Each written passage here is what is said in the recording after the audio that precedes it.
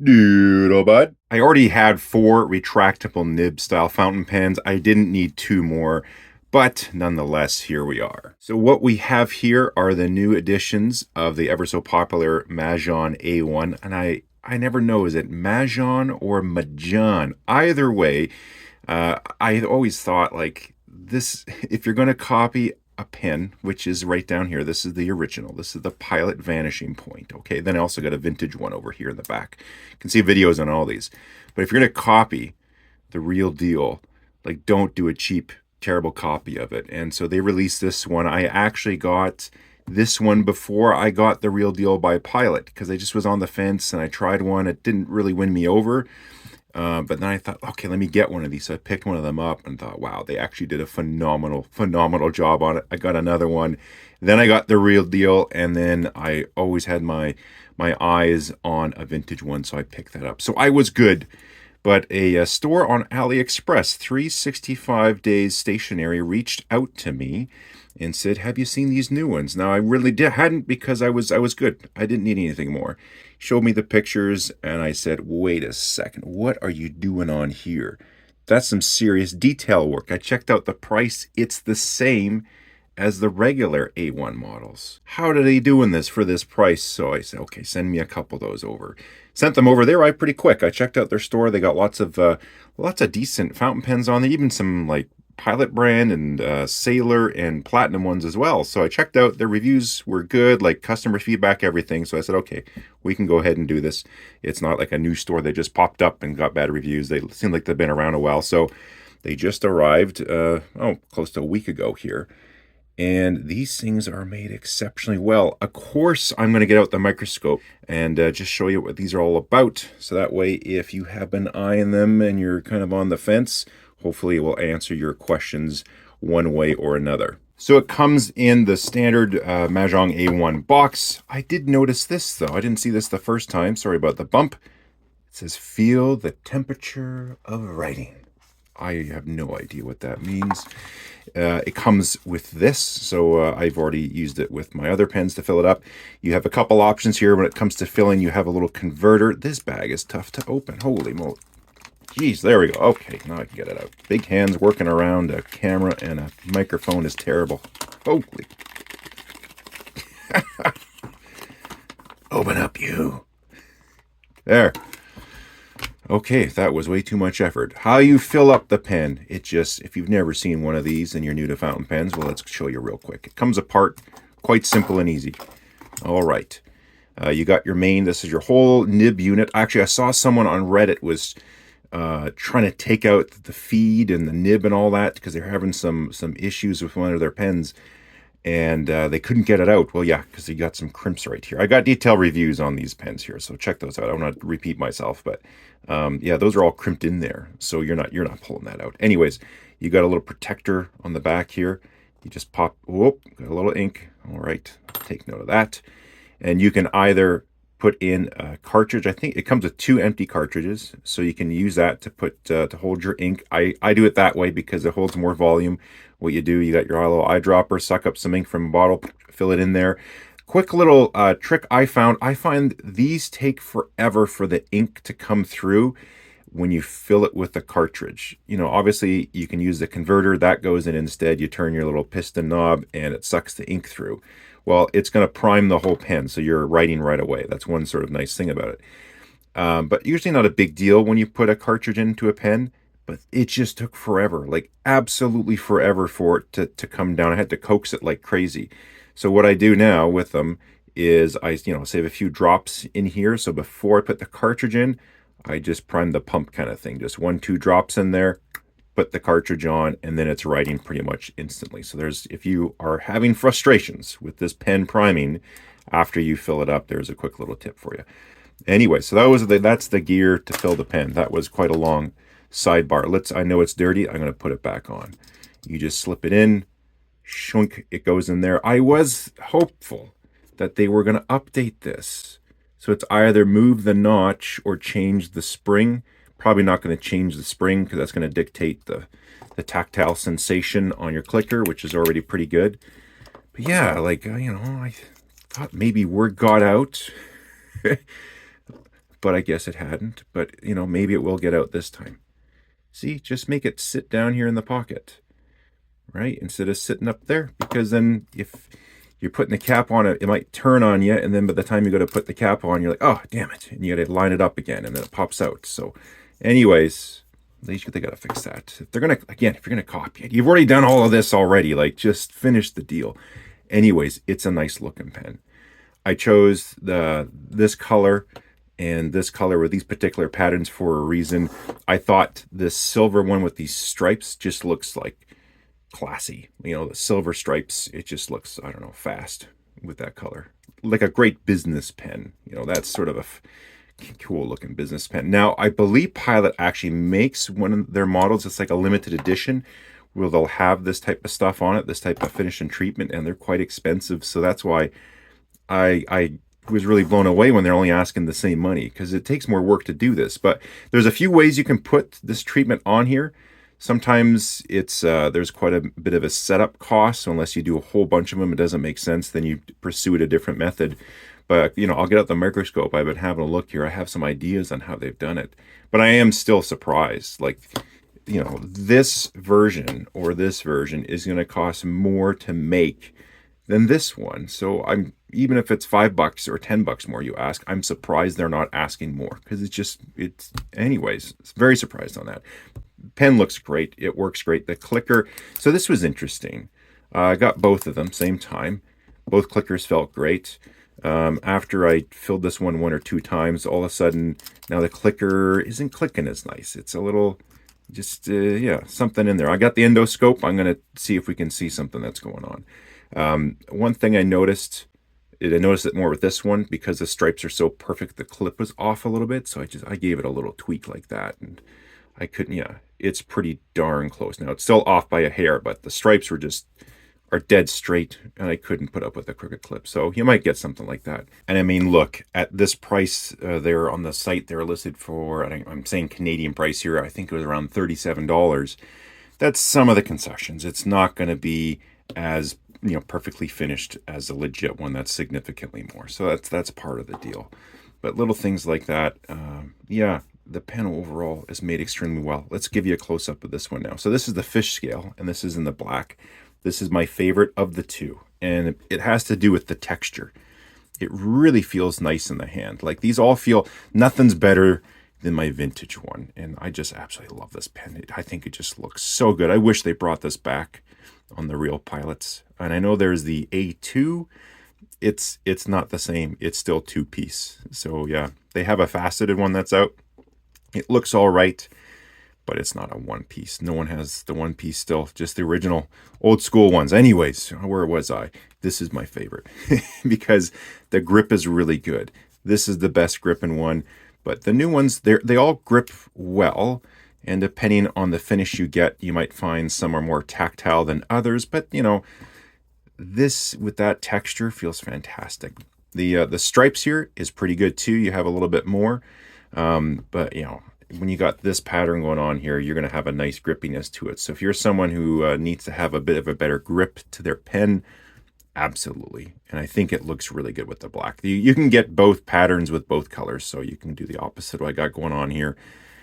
But yeah, I don't know, this black one here with the texture, the fish scale pattern, is mega comfortable for yeah, I'll say it right now, it's more comfortable than a regular Pilot Vanishing Point body. Good pen. I think the Pilot does make a pen with this type of pattern on it as well, right? So obviously if this one was equipped the same way, it would probably feel the same way. Some people will get upset when they see pens that look like copies of other pens. I understand. Yep, it's not going to stop. That will always happen all around. That happens with all products at some point or another.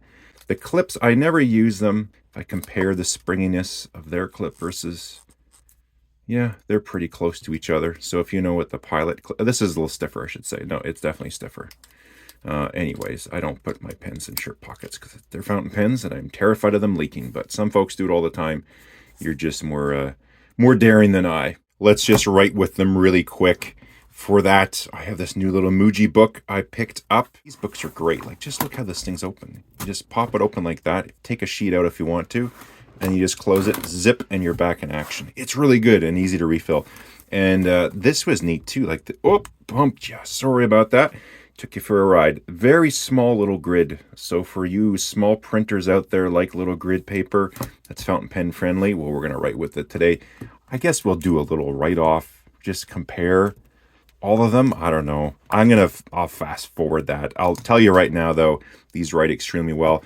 This one, a little bit drier. I haven't looked at the nib under a microscope or anything. It's just not as smooth and flowy. It probably needs a little bit of a tuning. Again, that's what happens, man. This little dude again wins on feel. Amazing clicker, and the nib on it is just fantastic. So I'll do a quick writing sample if you want to see that.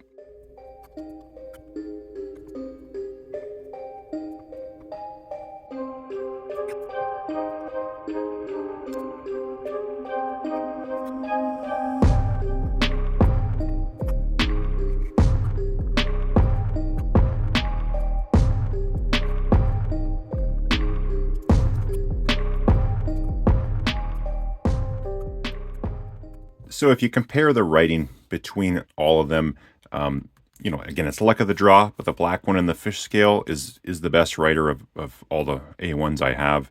This one came out, I could tell right away, a little scratchy, a little bit drier. If I tune it up, it's going to be fine. These ones are great as well. They're pretty darn good.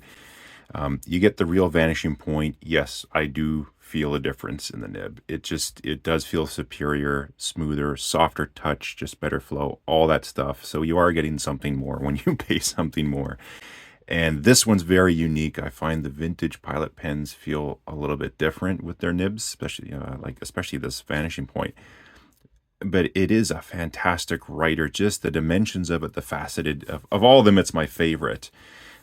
Feels fantastic. And then from the A1s, that fish scale, the black one's just a great pen. Okay, time for the nitty-gritty type stuff that I just have to do. I'm going to put this on the phone here to show you close up the details on the pen. Now, again, I did a review on this little dealie. It's great. It's 20x. It's not 200x. Let's hook it up. First up, we have the stripe pen here. Now, we got some pretty serious detail. It's taking up the full screen, but you can just see the job on that one. The coating is fantastic. Whatever they're doing for a coating process on this one, the silver, it is really, really good. You can see the fine details here in the pen if you like that.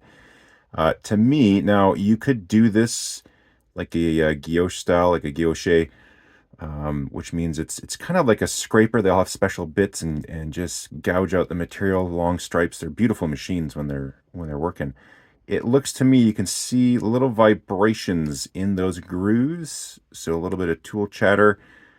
It looks to me like these are just machined. So this is just done on the CNC. Here we go here. So the paint is like masking everything. And that's one thing with the paint on the flat black. It's a good paint job, but it's just got a little more bubble in it. A little more, you call that orange peel. Because it looks like the peel of an orange. There you go, that's why.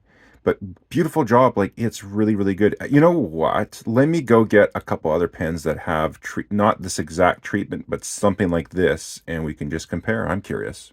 I'm back, and I couldn't help myself, so I started going through, and I found a lot of pens with all these little types of details on them, some expensive ones. So, yeah, I'm gonna.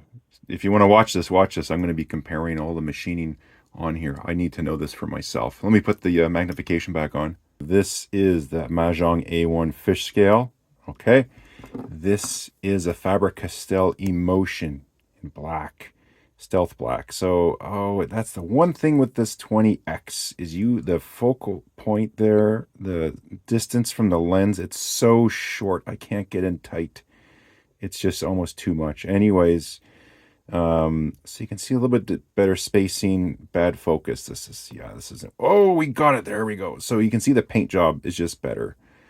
And then the profile, it's much more shallow on this one here. Very similar, but you can see it is a different profile. So here we have a Cross Peerless 125.